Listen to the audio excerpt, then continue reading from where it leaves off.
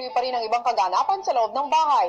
At isa na dito ang nalalapit na kaarawan ni McCoy. Ano nga ba ang plano ni Elise tungkol dito at ano ang naging kahilingan niya kay Kuya? Narito, panoorin niyong lahat. Isang araw bago dumating si Direk Rory, may tinanong si Cora kay Elise.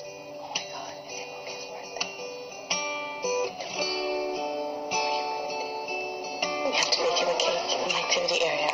You should ask Kuya, like, can I? He's gonna make you do something. But if you do it, he'll give you the supplies. You don't even have weekly supplies. How is he gonna give us?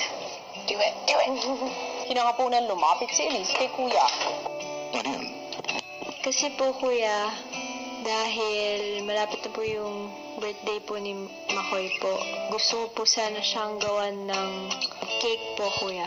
Pero kahit maliit lang pong ganyan, naisip ko po sana ako po yung gagawa. Maaari ba malaman kung bakit mo naisipan na gusto mo siyang bigyan ng regalo? Siyempre po sa mga task po namin, Kuya, ang laki pong tulong na binigay niya po. Kaya gusto ko po sanang bumawi lang po, Kuya. Sige, Elisa. Babalikan kita tungkol sa iyong kahilingan. Sige po. At pagdating ng araw ng audition, sinabi ni Kuya kay Elise ang kapalit ng kanyang hiling para kay McCoy.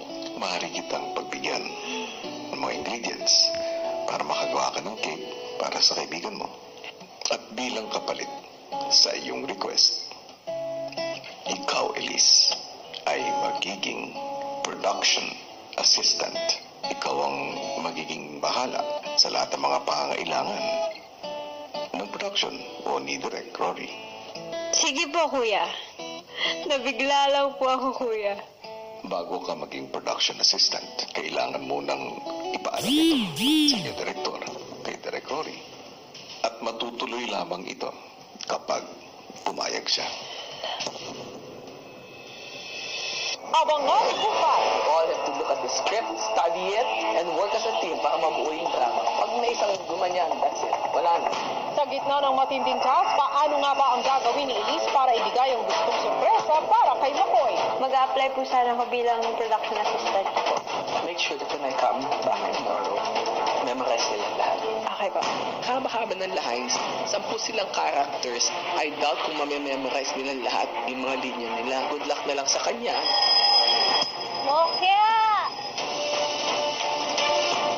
Lahat ng yan dito lang sa Pinoy Big Brother.